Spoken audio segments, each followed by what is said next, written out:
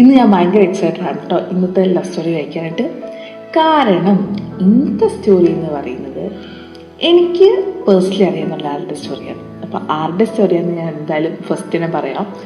എന്നെ പഠിപ്പിച്ച ഒരു സാറിൻ്റെ ലവ് സ്റ്റോറിയാണ്. അപ്പോൾ സാറ് എവിടെയാണെന്നും കാര്യങ്ങളൊന്നും ഞാൻ വലുതായിട്ട് പറയുന്നില്ല. സാറിൻ്റെ പേര് ഞാൻ പറയാം. സാറിൻ്റെ പേര് ശ്യാം എന്നാണ്. ശ്യാം സാറിൻ്റെ ലവ് സ്റ്റോറിയാണ് ഗൈസ് ഞാനിന്നിവിടെ പറയാൻ ഐ എം സോ എക്സൈറ്റഡ്. അപ്പോൾ എന്തായാലും ഞാൻ കൂടുതലായിട്ട് പറയുന്നില്ല, വീടിൻ്റെ സ്റ്റോറി ഞാൻ പറയാം കേട്ടോ.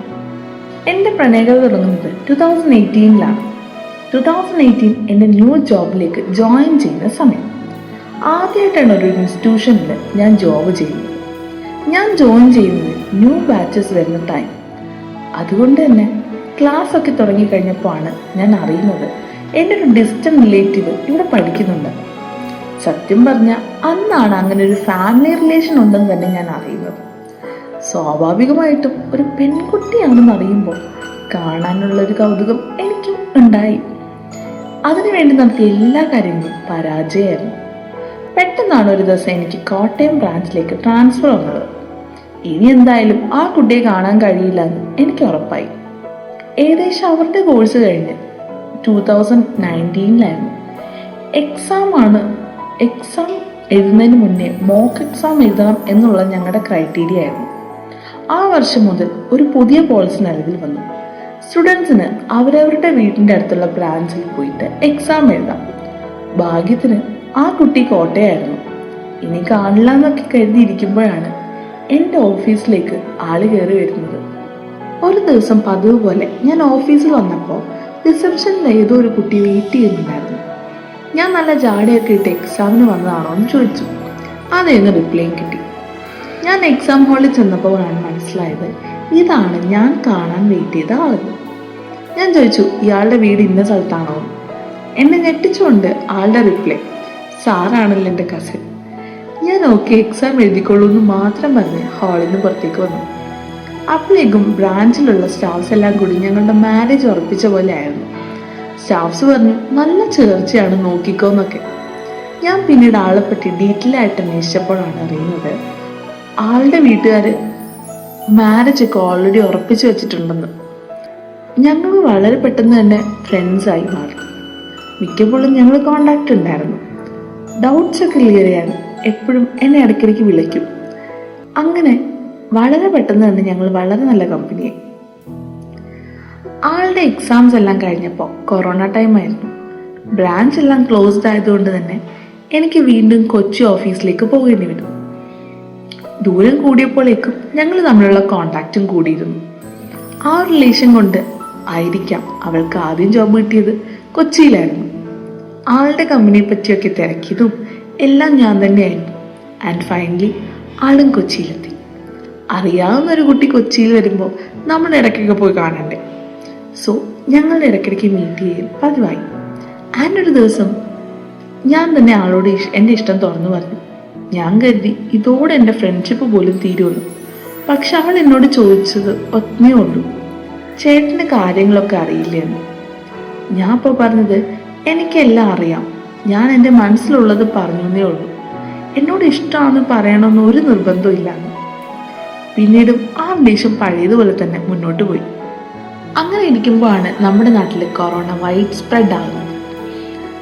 കംപ്ലീറ്റ് ലോക്ക്ഡൗൺ ആയി. അതുകൊണ്ട് തന്നെ ഞങ്ങൾക്ക് എല്ലാവർക്കും സ്വന്തം വീട്ടിലേക്ക് പോകേണ്ടി വന്നു. വീട്ടിലാണെങ്കിലും ഞങ്ങളുടെ കോണ്ടാക്ട് പഴയതുപോലെ ഒന്നിനും ഉണ്ടായിരുന്നു. അങ്ങനെ ഒരു ദിവസം ആളും എന്നോട് ഇഷ്ടമാണെന്നൊക്കെ പറഞ്ഞു. എൻ്റെ ജീവിതത്തിലെ ആദ്യത്തെ സീരിയസ് റിലേഷൻഷിപ്പായിരുന്നു അത്. പിന്നീട് ഞങ്ങൾ എല്ലാവരും പോലെ ഒരുപാട് സ്വപ്നം കാണാൻ തുടങ്ങി. മറ്റെന്തിനേക്കാളും ഞങ്ങൾ തമ്മിലുള്ള മാനസികമായ അടുപ്പം വളരെ വലുതായിരുന്നു. എനിക്കോ അവൾക്കോ എന്തെങ്കിലും ഒരു വിഷമം ഉണ്ടെങ്കിൽ ഞങ്ങൾക്ക് പരസ്പരം അത് ഫീൽ ചെയ്യുന്ന രീതി അതായിരുന്നു അത്. കൊറോണയ്ക്കെല്ലാം ശേഷം ഞങ്ങൾ തമ്മിൽ കാണാൻ കിട്ടിയ ഒരു അവസരമായിരുന്നു 2021 വിഷു. അമ്മ എന്നോട് ഏറ്റുമാനൂർ അമ്പലത്തിൽ പോകുക എന്ന് പറയുമ്പോൾ മടി കാണിക്കുന്ന ഞാൻ അന്ന് അമ്മയെ അങ്ങോട്ട് നിർബന്ധിച്ച് ഏറ്റുമാനൂർ പോകാമെന്ന് പറഞ്ഞു. അത് ഞങ്ങൾ തമ്മിലുള്ളൊരു പ്ലാനിങ് ആയിരുന്നുവെന്ന് എൻ്റെയോ അവളുടെയോ വീട്ടുകാർക്ക് മനസ്സിലായില്ല. ഒടുവിൽ അവളുടെ വെച്ചിട്ട് അൺഎക്സ്പെക്റ്റഡ് ആയതുപോലെ ഞങ്ങൾ കണ്ടു. May 15, 2021. ഞാൻ ഒരിക്കലും ഓർക്കാൻ ഇഷ്ടപ്പെടാത്തൊരു ദിവസമാണ്. അന്ന് പതിവ് പോലെ കോൾ ചെയ്തുകൊണ്ടിരുന്നു ഞാൻ. ബട്ട് പിറ്റേ ദിവസം പതിവ് പോലെയുള്ള മെസ്സേജോ കാര്യങ്ങളൊന്നും തന്നെ അവളുടെ സൈഡിൽ നിന്ന് വരാതായപ്പോൾ ഞാൻ ഒരുപാട് തവണ അവൾ ട്രൈ ചെയ്തെങ്കിലും റിപ്ലൈ ഒന്നും വന്നില്ല. ഒടുവിൽ ഉച്ച കഴിഞ്ഞ് എനിക്കൊരു മെസ്സേജ് കിട്ടി. വീട്ടിലെല്ലാം അറിഞ്ഞു അവളുടെ ഫോണൊക്കെ വാങ്ങിച്ചു വെച്ചേക്കുവാണെന്ന്. പിന്നീട് അവളുടെ വീട്ടുകാർ കാണാതെ കാര്യങ്ങളെല്ലാം അവളെന്നോട് പറഞ്ഞു. ഞങ്ങൾ ലാസ്റ്റ് കോള് അവളുടെ വീട്ടുകാർ കണ്ടിരുന്നു. അവൾക്ക് എന്നെ നന്നായിട്ടറിയാം. പക്ഷെ അവൾക്ക് മറ്റുള്ളവരുടെ മുന്നിൽ നാണം കെടാനും പറ്റില്ല, പറഞ്ഞ വാക്ക് മാറ്റി പറയാൻ പറ്റില്ല എന്നൊക്കെ പറഞ്ഞ് അവൾ വല്ലാണ്ട് വിഷമിച്ചു. ഞങ്ങൾ തമ്മിൽ പിന്നീട് ഒരു കോണ്ടാക്റ്റും അവർ സമ്മതിച്ചില്ല. ആദ്യ പ്രണയം നഷ്ടപ്പെടുമ്പോഴുള്ള എല്ലാ വിഷമങ്ങളും എനിക്കും അവൾക്കും ഉണ്ടായിരുന്നു. അതിനുശേഷം 2-3 മാസം ഞാൻ വല്ലാത്തൊരവസ്ഥയിലായിരുന്നു. കൊറോണ ആയതുകൊണ്ട് തന്നെ എനിക്കൊന്നും ചെയ്യാനുണ്ടായിരുന്നില്ല. വീട്ടിൽ വെറുതെ ഇരിക്കുന്ന സമയം പല മാർഗങ്ങൾ വഴി ഞാൻ അവളെ പറ്റി തിരക്കിക്കൊണ്ടിരുന്നു. ഒടുവിൽ ഞാൻ അറിഞ്ഞത് ജനുവരിയിൽ അവളുടെ കല്യാണമാണെന്നാണ്. ജനുവരി 17, 2022. എനിക്ക് മറക്കാൻ പറ്റാത്ത ദിവസം. ഞങ്ങളുടെ സ്വപ്നങ്ങളെല്ലാം ഇല്ലാതാക്കി വീട്ടുകാരുടെ ഇഷ്ടത്തിന് അവളുടെ കല്യാണം നടക്കുന്നതിന് 2 ദിവസം മുൻപ് എനിക്ക് അവളുടെ ഒരു മെസ്സേജ് വന്നു. അവളയച്ച ഹായ് എന്ന മെസ്സേജ്. അതിന് ഞാൻ എൻ്റെ റിപ്ലൈ കൊടുത്തത് ഇങ്ങനെയായിരുന്നു: ജനുവരി 17 കല്യാണം ഇതല്ലേ എന്ന്. അവൾ അതേന്ന് മെസ്സേജ് പറഞ്ഞു ഇട്ടു. അതുപോലെ തന്നെ എങ്ങനെ അറിഞ്ഞു എന്നും ചോദിച്ചു. ഒരു ഓൾ ദി ബെസ്റ്റിൽ ആ മെസ്സേജ് അവസാനിക്കുമ്പോൾ ഞാൻ അവളോ സന്തോഷത്തിലായിരുന്നില്ല. ഇപ്പോഴത്തെ കുട്ടികളോട് എനിക്ക് പറയാനുള്ളത് ഒന്നാണ്. എൻ്റെ ജീവിതത്തിൽ ഞാൻ പഠിച്ചൊരു പാഠമുണ്ട്. Life must go on. നമ്മുടെ ലൈഫ് എങ്ങനെയാകണമെന്ന് തീരുമാനിക്കുന്നത് നമ്മളാണ്. മെയ് 15 ശേഷം ഒന്നും ചെയ്യാനില്ലാതെ ഞാൻ ഇരുന്ന ടൈമിൽ എന്നെ സപ്പോർട്ട് ചെയ്ത എൻ്റെ ഫ്രണ്ട്സാണ്. അവരോടൊക്കെ എനിക്ക് വലിയ നന്ദിയുണ്ട്. ഞാൻ ഒടുവിൽ ഇനി ഇതാണ് എന്ന് തിരിച്ചറിഞ്ഞപ്പോൾ ആകെ ചെയ്യാനുണ്ടിരുന്നത് എൻ്റെ ജോബ് മാത്രമാണ്. അതിൽ ഞാൻ ഏറ്റവും സജീവമായിട്ട് നിന്നു. ഞങ്ങളുടെ കോഴ്സിൽ എല്ലാവരും ടഫ് എന്ന് പറഞ്ഞിരുന്ന സബ്ജക്റ്റിൽ ഞാൻ പ്രിപ്പയർ ചെയ്ത നോട്ടീസ് പലരും നല്ല അഭിപ്രായം പറഞ്ഞ ഒന്നാണ്. പിന്നീട് ഞാൻ എന്നെ തന്നെ സ്ട്രോങ് ആക്കുകയായിരുന്നു. നല്ല ടീച്ചറിനുള്ള സർട്ടിഫിക്കറ്റ്സ് പലതവണ എന്നെ തേടി വന്നു. ഒരു നോർമൽ ജോബിൽ നിന്ന് ബ്രാഞ്ച് ഹെഡിലെ പൊസിഷനിലേക്ക് ഞാൻ ഉയർന്നു. നഷ്ടപ്പെട്ടതൊന്നും തിരിച്ചു കിട്ടില്ല. പക്ഷേ നമ്മുടെ ലൈഫ് നമ്മൾ എങ്ങനെയാണ് തീരുമാനിക്കുന്നത് അതുപോലെ തന്നെ നടക്കും. ഏറ്റവും പ്രിയപ്പെട്ട ഒന്ന് കൂടെ ഇല്ലാതെ പ്രൊഫഷണലി ഞാൻ എൻ്റെ ഡ്രീംസൊക്കെ അച്ചീവ് ചെയ്യാൻ തുടങ്ങി. ഇന്നും ട്രൈ ചെയ്യുന്നു. ഒരുപക്ഷെ അവളെ മറക്കാനാകാം, പക്ഷെ അതൊന്നും മറക്കണ്ട. അതൊക്കെ നമ്മുടെ ലൈഫിലെ ഏറ്റവും നല്ല മൊമെന്റ്സ് അല്ലേ. അപ്പോൾ ഇതാണ് നമ്മുടെ സ്റ്റോറി. ഇത് മാത്രമല്ല, സാറിൻ്റെ റിയൽ ലൈഫ് സ്റ്റോറിയും ഭയങ്കര ഇൻസ്പിറേഷണലാണ്.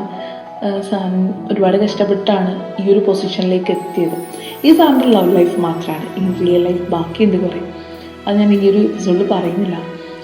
അപ്പോൾ സാറ് പറഞ്ഞൊരു കാര്യം വല്ലാണ്ട് ടച്ചിങ് ആണ്. Life must go on.